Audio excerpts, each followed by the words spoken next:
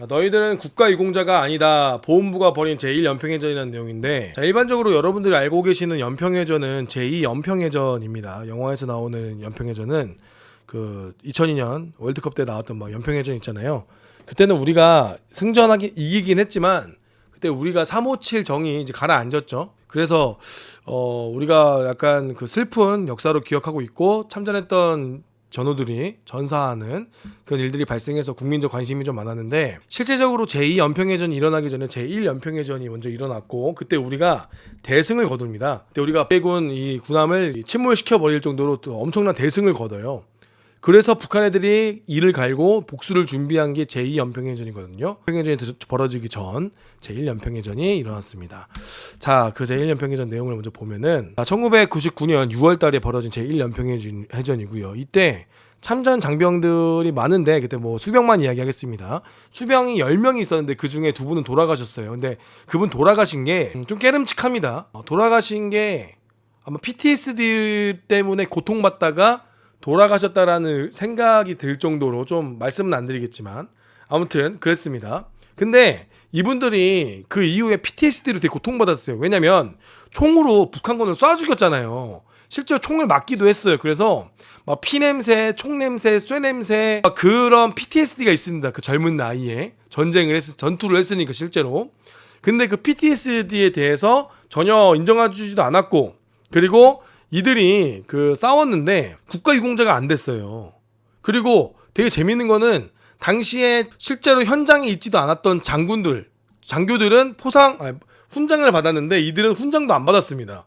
그냥 포상휴가 받고 다야. 개판인 거지. 실제로 현장에서 전투를 했던, 실제로 적과 싸웠던 인원들에 대한 대우는 제대로 안 이루어졌고, 심지어 제대로 치료도 이루어지지 않았습니다. 아무튼 그래서 이제라도 그 잘못된 것을 되돌리기 위해서 국가유공자 신청을 했는데 국가유공자가 제대로 이루어지지 않았죠. 연평해전 용사들 25년 만에 국가유공자를 신청했는데 비해당됐다. 아니, 서해 수호의 날이라고 지금까지 제2연평해전, 그 다음에 연평도 포격전, 그 다음에 천안함, 이런 것들은 지금까지 다 잘 챙겨줬는데 우리가 그 전에 있었던 교전인데 왜 우리는 안 챙겨주냐? 우리는 이겼기 때문에, 우리는 승전했기 때문에, 우리는 전사하지 않아서 인정해주지 않는 것이냐? 라고 시위를 했었고, 저 시위 현장에 캡틴 김상호도 있었습니다. 저 때 의원님들하고 다 악수도 하고 그랬었는데, 저도 저 현장에 있었어요. 저때 전 카메라를 찍고 카메라 시점이 접니다. 거기에 제가 있었습니다. 아무튼 짜증나죠. 자, 그런데 최근에 8명이 다시 신청을 했는데 그 중에 4명이 됐어요. 근데 이재명 정부에서 새로 임명된 강윤진 보훈부 차관이 뭐라고 이야기했느냐? 아니, 8명 중에 4명 됐으면 됐지. 그 정도면 많이 된 거예요. 라고 이런 말 같지도 않은 소리를 했습니다. 이게 무슨 말이냐? 아니, 되게 웃겨요. 이때 이 외국군 관련해서 뭐 PTSD 관련한 거 세미나가 있었어요. 그래서 거기서 따진 거야. 우리가 지금 4명밖에 안 됐다. 그러니까 웨스턴 조선 호텔에서 국제 보훈 컨퍼런스 하면서, 이때 졸라 웃긴 게 이 아줌마가 외국군 PTSD를 예우해야 된다라고 얘기하면서 우리 군대 PTSD는 그 중에 8명 중에 4명 됐으면 됐지. 웃긴 사람이야. 국제 컨퍼런스, 국제 포럼에서는 무슨 막 되게 막 있는 척하고 막 군인들 PTSD 인정해줘야 됩니다. 뭐 입에 발린 소리 해놓고 실제로 우리 군인들, 실제로 우리 전투에 참여한 인원들은 8명 중에 4명 됐으면 많이 된 거 아니야? 이런 버러지 같은 소리를 했다라는 거죠. 미친 거지 이거 진짜. 7급이에요. 7급 PTSD는. 심지어 PTSD는 가장 낮은 등급이에요. 7급이에요. 7급. 자, 보겠습니다. 비해당 사유가 뭐냐? 되게 웃겨요. 비해당 사유가. 첫 번째, 교전 이후 진단, 치료 등의 군 기록이 없다. 만기 전역했다. 너가 만기 전역했기 때문에 너 안 된다. 그리고 전역 후에 경제 활동을 했다. 그러면 굶어 뒤졌어야 되는 거야? 야, 전역하고 25년이 지났어. 그럼 25년이 지났는데 그동안 돈을 안 벌었어야 되는 거야? 그러면 이 사람들은 결혼도 하지 말고 애도 낳지 말고 살아야 되는 거야? 웃기잖아. 말이 안 되잖아. 심지어 의학자문을 받았어요. 의사 선생님들도 PTSD 때문에 많이 힘들었다라고 의사 선생님들이 다 증명해 줬어. 근데 이 사람들이 전역하고 나서 뭐 취업을 했다. 그리고 뭐 잘 다녔다. 그렇기 때문에 이 사람들한테는 우리가 해줄 필요가 없다. 일상생활에 제약이 없다라고 이야기하고 있어요. 근데 이분들이 그걸 견뎌내고 참아온 거란 말이에요. 견디고 참아온 건데, 이거 견디고 참았으니까 안 된다. 참지 않을 정도여야 된다라고 이야기한 거죠. 자, 이 내용 좀 보겠습니다. 이게 좀 웃겨요, 이것도. 자, 이게 웃긴 게 8명 중에 4명이 안 된 이유가 웃겨. 동학농민운동은 유가족 지원금도 준다면서 왜 이리 군은 늘 찬밥 신세냐. 동학농민 운동을 했어야지 그러니까. 어이가 없는 거죠. 이거 웃긴 게 8명 다 똑같은 조건이거든요. 근데 4명은 되고 4명은 안 됐어. 자 보면은 요건이라는 게 무엇이냐. 전투 또는 이에 준하는 직무 수행의 범위고요. 이거 전투를 했잖아요. 전투를 했잖아. 그죠? 전투를 했습니다. 자, 근데 이제 주요 사유가 이런 게 나오고 희생에 대한 특별한 보상. 이게 무슨 왜 이야기 나오는가? 이 보훈부 차관이 이런 말을 했어요. 특별한 희생에 특별한 보상으로 답하겠습니다. 보훈부 차관 강윤진. 자, 그런데 특별한 보상이 뭐죠? 모욕인가요? 특별한 희생에는 특별한 보상. 야, 그것만 된 거 아니야? 이게 특별한 보상이야? 아니, 이게 진짜 좀 골 때려요. 보면은 되게 재밌는 게 이거야. 같은 장소, 같은 전투했는데 누구는 되고 누구는 안 돼. 아니, 같은 장소에서 같은 전투를 했어. 그럼 누구는 PTSD고 누구는 PTSD가 아니래. 맞잖아. 같은 자리에서 같은 전투를 했어. 똑같은 피냄새를 맡았고 똑같은 사람을 총으로 이렇게 쏘는 행위를 했어. 그러면 근데 누구는 되고 누구는 안 돼.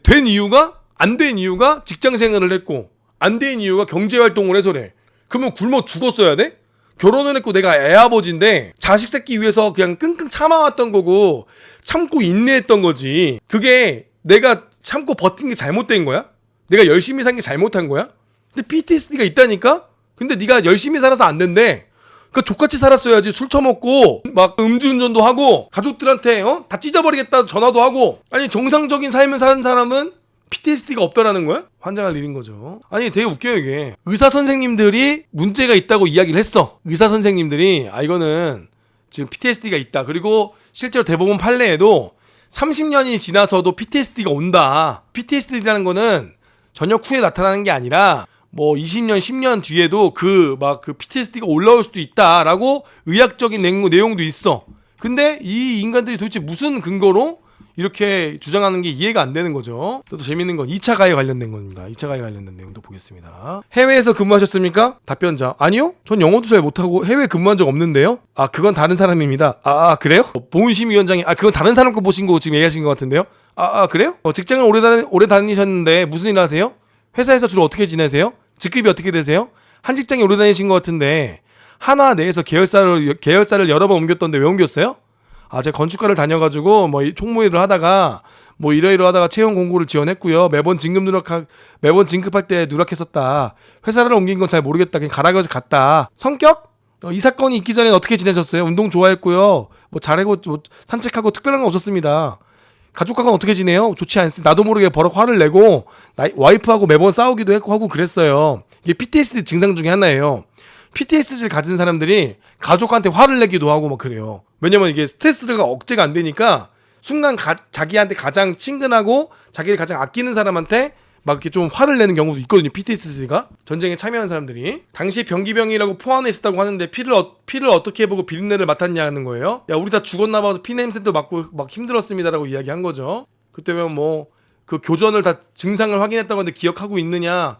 교전 이후에 왜 병원 진료 안 받았냐? 병원 진료 받으려고 했는데 당시 PTSD가 뭔지도 몰랐고 정신과 다니면 이상하게 보고. 여러분도 아시겠지만 10년 전 20년 전만 해도 정신과 가면 취업이 안 된다라는 루머가 있었습니다. 정신과 다니면 막 취업도 안 되고 막 이상한 사람 취급하던 시절이 있었어요. 그죠? 그래서 안 간 거다. 그래서 좀 신경 좀 써줘라고 얘기했는데 아무튼 안 됐습니다. 그래서 편지도 쓰고 뭐 통신병 관련된 것도 막 이야기도 하고 자녀도 이야기하고 막 했는데 이제 여기서 좀 이제 제가 이제 쭉 보니까 어이가 없는 게 문제점. 자, 쟁점 안건에 대해서 심층적으로 검토하여 본회의에 보고해야 되고 청문 내용을 보면은 제1연평해전에 대한 이해도와 해당 인원이 누군지도 모르고 그냥 온 거예요. 이 심의위원들이. 자, 거기다가 위원장은 필요시 회의에 지장이 회의에 지장이 없는 범위 내에서 기관의 추천을 받아서 안종민 행정사님을 참관을 시킬 수 있습니다. 근데 거부당했습니다. 왜? 안종민 행정사님이 만약에 참관을 하면 거기서 다 찌발라 버리니까 막 보심위원들 막 논리적으로 발라 버리니까 안종민 행정사님이 참관하겠다. 내가 행정사다. 이 사람들 지금 도와주는 사람이니까 나 참관하겠다라고 이야기했더니만 거기서 거부한 거예요. 안 된다고. 이해가 안 돼. 선임한 사람인데 이해가 안 되죠. 그 결정서 어디에도 지연성 PTSD를 언급한 적도 없고 판례에 대해서 언급한 적도 없다. 이거 판례를 언급해 줘야 되는데. 자, 아무튼 국가유공자 요건은 비해당으로 표시 후 서면 통지했고 위원장이 재통지해야 되는데 재통지도 안 했다. 2차 청문까지 위원장은 이 사실을 미인지하고 있다. 청문 당시 선정 5의 질문에 답변하지 못하고 심사 과장에게 현장에서 문의 후 파악 후 아무튼 전체적으로 봤을 때 이거에 대해서 제대로 의학 자문도 보지도 않고 뭐 판례 등도 제대로 보지도 않고 그냥 기분 내키는 대로 내린 거죠. 의사 선생님들은 PTSD라고 하는데 일단 저 사람들이 제1연평해전이 뭔지도 모르고요. 수병이 뭔지도 모르고요. 이해를 못하고 있습니다. 저 상황을 이해 못하는 사람들이 심의를 하러 온 거예요. 그냥 대충 감으로 때려 그냥 대충 야, 한 8명 중에 일단 4명만 주자. 그리고 뭐 언론이나 또 지랄 연병하면은 그때 좀 주지 뭐 라는 생각으로 대충 때려잡은 것 같습니다. 아무튼 그러니까 지금 어처구니가 없죠. 자료를 다 제출했는데 자료도 보지도 않고 외국에 판례가 있는데 판례도 확인도 안 하고 PTSD 받았다고 의사 선생님들이 석유서 써준 것도 차관도 안 하고 그냥 질문 물어보는 사람한테 관심도 없고. 근데 우리가 봐봐, 보훈처는 어떤 곳이죠? 보훈처는 특별한 희생에 보상하는 것에 대해서 심사하는 사람들이야. 그럼 특별한 희생을 한 사람들만 오는 곳이야. 그럼 최소한 그 희생에 대해서 공부하고 그 희생에 대해서 인정해주고 하지만 그러니까 보훈처가 이러면 안 된다는 거야. 보훈처는 항상 이런 마인드 가지면 안 돼요. 이 보훈 차관이 문제가 뭐냐면 이 아줌마가 진짜 문제가 뭐냐면 이런 표현 자체가 잘못된 거야. 8명 중에 4명 됐으면 많이 된 거 아니야. 이 표현 자체가 이게 얼마나 어이가 없냐면 보훈처는 만약에 8명 중에 4명이 됐어. 아이고 정말 우리 국가를 위해 헌신해주고 희생해 주셨는데 4명밖에 안 된 게 너무 송구스럽습니다. 저희가 규정과 절차로대로 했는데 다시 한번 확인해 보겠습니다. 송구합니다라고 이야기해야 돼. 왜? 모든 보훈처에 오는 사람은 희생을 한 사람이니까. 희생을 한 사람에 대해서 야, 그 정도면 됐지라고 이야기하는 건 보훈처가 잘못된 거야. 보훈처는 법과 제도에 따라서 했는데 이거밖에 못 드려서 죄송합니다라고 이야기하는 게 보훈처인 거지. 야, 이 정도면 됐잖아라고 이야기하는 보훈처가 아니야. 우리는 보훈처에게 이것을 줄 수 있는 심사할 수 있는 권한을 줬지 권력을 준 게 아니란 말이야. 심사할 수 있는 권리를 줬는데 이거를 권한으로 생각하고 지들이 엄청난 권력으로 생각하고 이거를 함부로 휘두르려고 준 게 아니란 말이야. 그러면 일단 무조건 저렇게 됐으면 죄송합니다. 저희가 법과 원칙으로 했는데 희생에 대해서 제대로 보상이 안 된 것 같은데 송구스럽지만 법과 제도가 이렇습니다 라고 이야기해야 되는 게 맞는 거지. 이게 무슨 소리야 도대체. 자, 그런데 과연 윤석열 정부의 차관 연평해전의 영웅 이희환 대령은 달랐을까? 이희환 대령은 제2연평해전에서 다리 하나를 잃은 전쟁 영웅, 전투 영웅으로 우리가 알려져 있습니다. 그래서 이희환 차관이 됐을 때 우리가 많이 기대를 했어요. 실제로 이제 국가유공자이고 군에서 다친 보훈 대상자이기 때문에 우리 군인들에 대해서 많이 관심 가져주고 좀 잘못된 것을 올바르게 바로잡아주지 않을까라고 했지만 뒷문으로 도망갔습니다. 이때 시위했을 때 보훈부 차관 현장에 나타나지도 않았고요. 뒷문으로 들어와서 뒷문으로 도망갔습니다. 여기에 이재명도 오고 이준석도 오고 당시 국회의원들 다 와가지고 보고 갔는데 우리 차관님은 뒤로 도망갔습니다. 당시에 차관이 왔었거든요. 차관님은 현장에 오지도 않았습니다. 네, 보수는 무시하고 좌파는 조롱한다. 우파는 조롱하고 좌파는 조롱하는 이런 어처구니 없는 상황. 어이가 없죠. 더 웃긴 건 이런 거예요. 제2연평해전에 실제 전우가 있는데 357 정이 가라앉을 때 358 정이 열심히 싸웠습니다.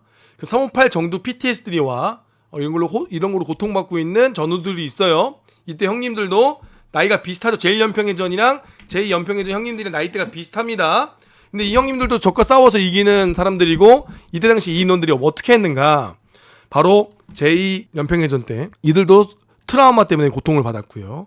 그리고 그때 당시 막 창자 막 그런 시체들 몸몸의 장기들이 배 위에 있는 거를 다 쓸고 닦고 치우고 그 피 냄새 맡아가면서 전투했던 인원들이 다음날 쉬지도 못하고 치료도 못 받고 트라우마 필 고통을 받았습니다. 근데 이들도 전투 영웅으로 인정받지 못했어요. 참전 전으로 인정받지 못했고 지금까지 서해 소인할 때 제2연평해전 막 이야기하는데 제2연평해전 때 북한군을 괴멸시킨 358정의 인원들은 초대받지도 못했습니다. 358정은 항상 본인들이 참가 신청을 해서 갔어요.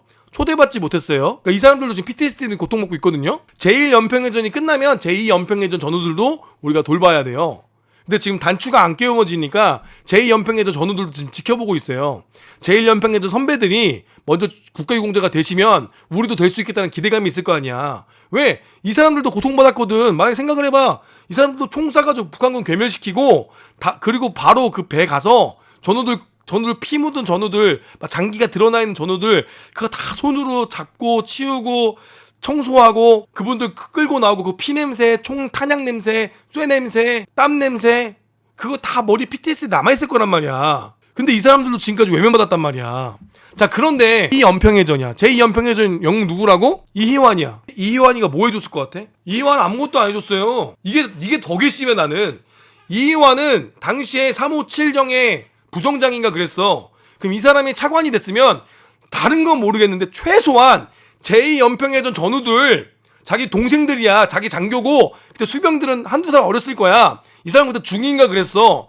그럼 자기 동생들 자기 부하들 다시 불러다가 밥도 좀 사주고 서해수호의 초대도 좀 하고 지금까지 외면받았던 너희들 내가 챙길게 라고 했어야지. 이 사람은 하나도 안 했어. 지만 국가유공자 되고 국가유공자 할 때 자기 그때 같이 참전했던 동생들 부하들 챙겨줬어야지. 이 사람 아무것도 안 했다니까? 그러니까 덜 받는 거야. 내가 최소한 당신이 그 자리에 앉혀줬던 건 당신들 부하들 당신과 비슷한 처지에 있는 사람을 챙기라고 차관 자리에 앉혀줬으면 다른 건 모르겠어. 육군은 모르겠고 해군은 모르겠는데 최소한 제2연평해전 358정 친구들은 358정 형님들은 너가 챙겼어야지 희환아. 이게 문제라는 거야. 이게 너만 국가유공자 되고 자기 부하 동생들이잖아. 동생들. 내가 장교면 내 동생들이었잖아. 그럼 내가 장교면 내 부하들 먼저 챙겨야 되는 거 아니야. 내가 국가유공자 되기 전에 야 이렇게 하면 국가유공자 될 수 있으니까 우리 같이 신청하자. 내가 도와줄게라고 했어야 되는 거 아니야? 본인만 국가유공자 돼버리고 본인만 해버리고. 아 이게 뭐야? 난 이게 더 괘씸해. 난 이희원 씨가 더 괘씸해. 솔직히 말해서. 내가 유공자 될 동안 우리 자기 부하들 자기 같이 도와줬던 전우들은 챙겼냐고. 장교들이 문제야. 너무 이기적이야. 자리가 사람을 망쳐놨네. 해군사관학교 나서 도대체 뭐 했대? 한 명 더 있어. 내가 말하고 싶은 사람 또 있어. 나도 이분도 해군사관학교 출신인데 한 명 더 있어. 해군사관학교 출신 천안함 함장님도 좀 그래. 함장님도 난 또 너무 아쉬운 게 함장님 이준석 씨 만나고 국회의원들 만나고 할 때 천안함만 이야기하지 마시고 제1연평해전 제2연평해전 연평 포격전 다 서해수를 다 같이 묶어서 다른 전우들도 나 국가유공자 그렇게 얘기해 줄 수 있는 그 위치에 가 계시잖아. 정치인들 만나고 막 그런 얘기 하시잖아. 맨날 천안함 얘기만 해. 천안함은 이미 다 알고 있잖아. 모르는 사람 있어? 천안함 관련해서 웬만한 사람들 다 국가유공자 됐어. 그러면 이제는 그 앞뒤로 전우들 있잖아. 그럼 함장님이 어른이고 함장님이 그 정치인들 많이 만나는 위치면 그 사람들도 챙겼어야지. 함장님이 이준석 씨 만나고 함장님이 누구 뭐 민주당 국민의힘 이재명 만날 때 그때 함장님이 제1연평해전 전우들도 제2연평해전 전우들도 있다 같이 얘기해 주면 좋잖아. 근데 너무 그 얘기를 안 해주셔. 너무 천안함 얘기만 해주셔. 아무튼 너무 아쉬워요. 아쉬워 함장님도 좀 아쉬워. 그런 역량이 그런 위치에 있고 그런 기회들이 많았는데 좀 그런 기회를 많이 못 쓰셨어 함장님이. 자 아무튼 오늘은 또 열심히 또 이렇게 열을 올려봤습니다. 자 아무튼 잘 보셨는지 모르겠습니다. 열심히 또 떠들어봤고 목이 다 쉴 정도로 또 이렇게 열을 내봤네요.